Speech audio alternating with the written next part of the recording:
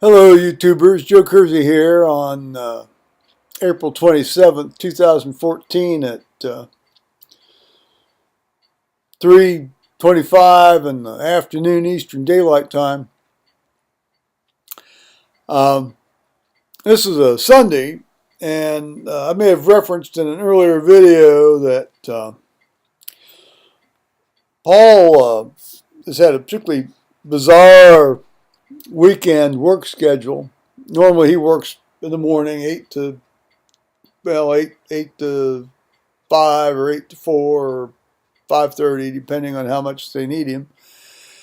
But this weekend, apparently there was some guy that comes in at night and does the laundry. And he had to be off, or he was sick, or I think he had to be off. I think his wife was having some sort of operation or something, and so they asked Paul if he'd come in and fill in. So he went in Saturday night at 8, got home this morning at 3, and then left at 9:30 this morning to go back to do another 8 hours. So he might be home here either anytime now or a couple, 3 hours from now, depending on what their situation is. And the overtime monitor, they don't want to pay overtime. You know, they really go out of their way to not pay this guy overtime. Although they ought to just pay him overtime anyway, because he's probably about half again as productive as anybody else over there, quite honestly.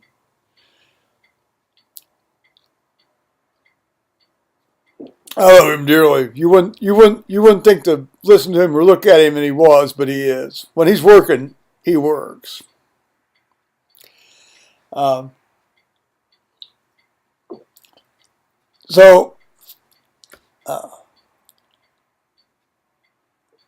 anyway, so I went to church today, and I read. Well, it turns out I read everything, because the fellow that was supposed to read with me, he's had a stroke, and he normally carries on very well, but he's also a member of this theatrical troupe that puts on an annual show in the spring in Columbus. He lives in Delaware, but the troupe's down in Columbus, and it requires a lot of rehearsal time. But this is the actual performance sort of stuff, and I thought, well, he may not be there anyway. He showed up midway through the service, and then I saw him walking around afterwards. And he just wasn't doing as well as he usually does walking. Usually that's not an issue with him. His residual issue is a bit of a speech thing, although I think actually in terms of his reading, it's made him a much better reader, because he's far more deliberate than he used to be. And but he actually kind of seemed a bit out of it today. You hope and wonder that there ain't going to be something else going on with this guy.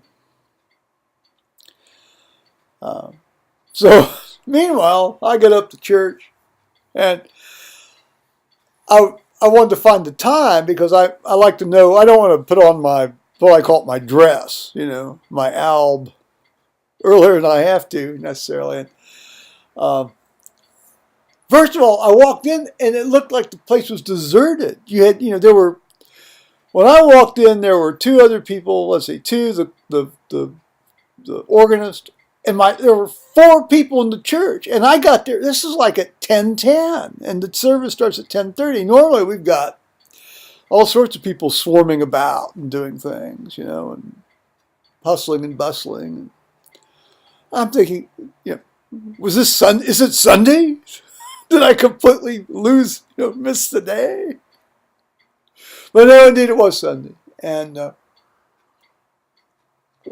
as is often the case, by the time the service starts, well, certainly more to the point, by the time the service is 5 minutes into what's going on, if you're up on the platform and you're looking down at the congregation, you've got 50 people there. Where'd they come from? They weren't hiding downstairs. I know that.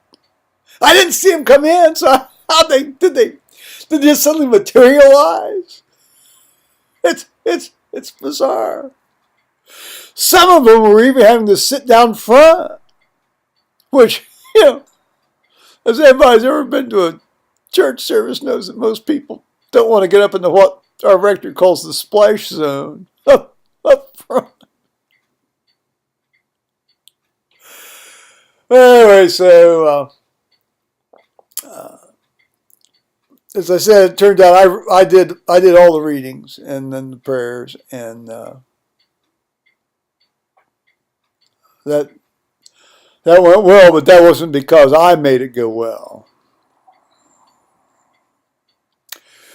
And our rector, Charles, did a very, very creditable sermon. He only read one bad poem, and it wasn't all that bad a poem. And he only told one story about his kids. Actually, it's interesting. A story about his kids where I guess the 6-year-old guy, actually, he may be 7. He's 7. No, he's almost 8. Well, this is about the same age I did this stuff. Apparently, the almost 8-year-old guy is getting this thing where he likes to dig holes. So he want to go out in the backyard and dig holes. And I guess he turned up some piece of discarded coal from, so many years back, when people used a lot of coal and burnt a lot of coal to heat their house. And he said, "Oh, it's a black diamond. It's a black diamond." And apparently he got his far less gullible sister to join him in digging with him. So I guess they were out digging in the yard. And I got thinking about, when I was about 7 or 8 or 9, I loved to occupy myself with digging holes. Now, you couldn't bludgeon me hard enough to get me to dig a hole today. After I dug Prometheus's grave the week before he died here, 16 years ago today, knowing that I'd have to bury this dog. I'd already constructed his casket.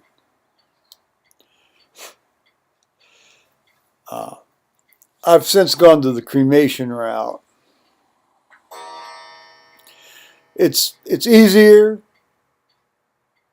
it's cost effective, and it doesn't destroy you inside emotionally, like the route I went for the first 2 dogs.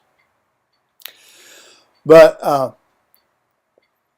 in any case, I got digging these holes, and normally I would just dig them out in the field. They're often that, sometimes in the area off by the fence that isn't tilled, that the tractors don't go over anyway.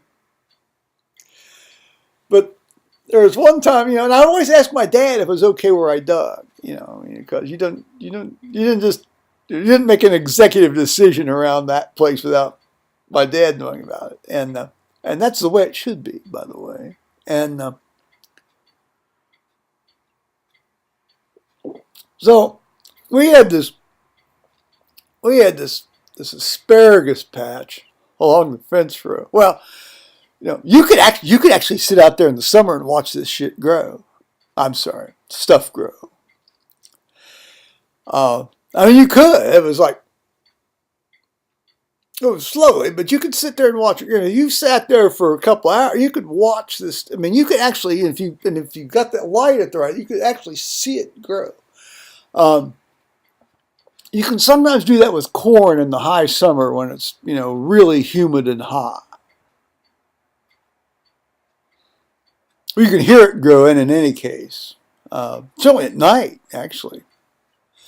But beyond that, he says, "Well, don't dig up any asparagus." Well, I thought, well, they ain't gone. Because that was sort of like my hidden agenda, but no, so I didn't do that. But so I dug this hole. And it says, okay, it's okay. It's right there. Well, so what happened was, uh, my, we had a driveway that, that went down like a tree line to the road, and then it made a right angle into our sort of backyard, barnyard area. And then we had an extension of the driveway that sort of went up along where the gardens were and back toward the fields, And where we'd pull the cars in is you'd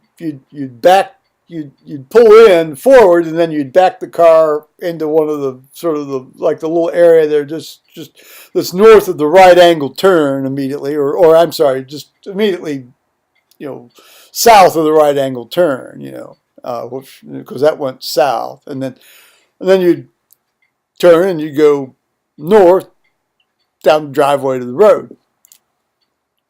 And so my mother one morning, and this is when we had the 61 Ford station wagon. She backed this thing back right in that hole. Now, normally, see, the hole wasn't in the driveway. The hole was over by the fence line. So what happened was she completely didn't turn. She didn't turn hard enough. She backed this thing so the left wheel, the driver's side wheel, dropped down this hole. And there we were.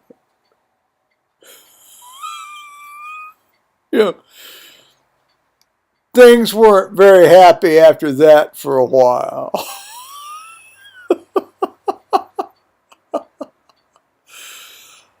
I recall getting somewhat, but not horribly, buffeted about the face and the head. But he said it was okay. He said I could dig it there. That little hole digging phase lasted about 2.5 years on my part. Well, you got to fill up your time somehow, don't you?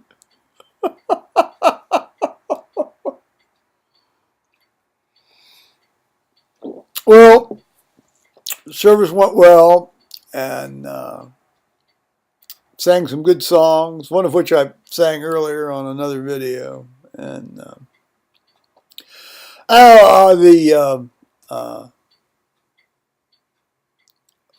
what happened shortly after I walked into church was I checked my phone because I wanted to see what the time was. I don't wear a watch. I don't think many people do nowadays. And the clocks weren't working because the guy that usually winds them is pretty much decided to not do that anymore.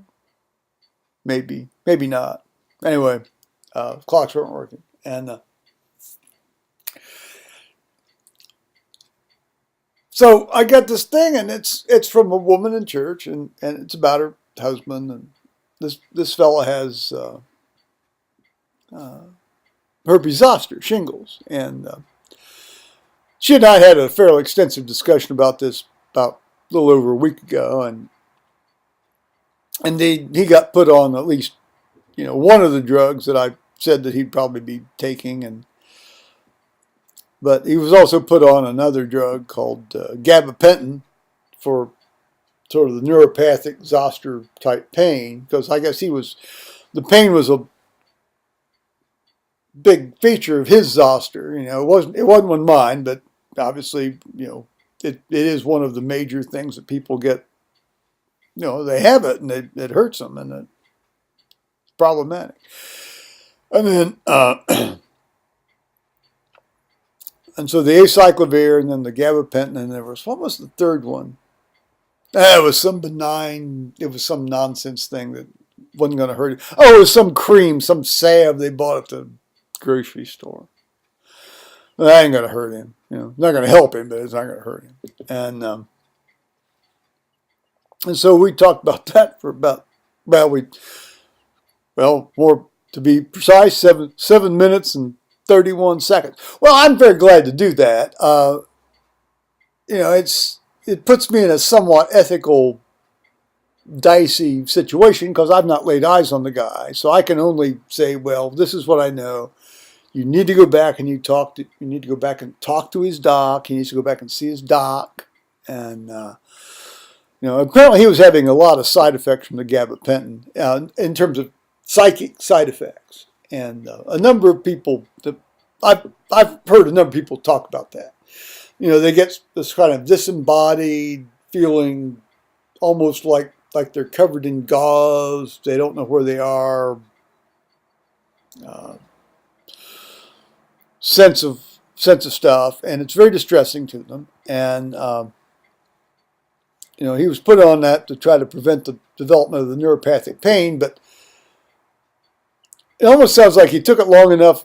Well, of course, a lot of these drugs take about 2 or 3 weeks to build up, so to do their job. Certainly those class of drugs do. So still, if you feel like you're turning into a goon, I know, is it better to have the pain and not be a goon, or be a goon? And well, it doesn't sound to me like he was not having the pain and being a goon. So it sounds to me like he didn't get the best of either world. So anyway, so we had a discussion about that. And so then, we all went and did church. And so there it is, Joe's Sunday. I ought to start just putting up a separate channel on this thing, calling it Joe's Sunday, rather than my standard vlog channel. Well, it was great fun to have my son up here yesterday, and I wish stuff wouldn't fall off my face onto my plastics. Notice I didn't call them glasses; they're plastic. Well, we're going to have about 3 days of rain. Well, 2 days of rain and then maybe a third day of intermittent rain. And so I was out enjoying the day here a bit, and I'm going to go back out here presently. So I'm going to say bye-bye, YouTubers.